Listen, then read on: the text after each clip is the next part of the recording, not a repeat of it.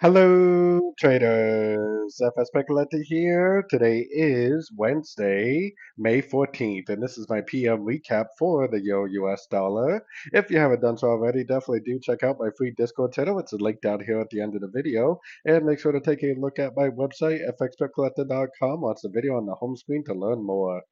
So anyways, the euro dollar did end up making a lower high here on the 4 hour time frame.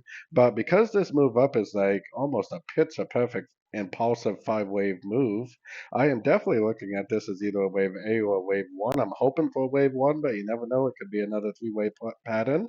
That means that this first push down break of structure is likely the A of B or the A of wave two. So we should be now seeing an ABC of B or an ABC of two. So more than likely this will drift up, maybe throughout the Asian session, get another push down to one of these Fibonacci levels, and then I would expect to see another push up for either a wave three, whoops, sorry, backwards, either a wave three or a wave C. That's when we're going to have to start really paying attention because throw your Fibonacci extension on the 1, 2 or the AB and try to figure out whether you're looking at a wave 3 or a wave C. So anyways, don't forget to like and subscribe. And as always, thank you for watching and happy trading.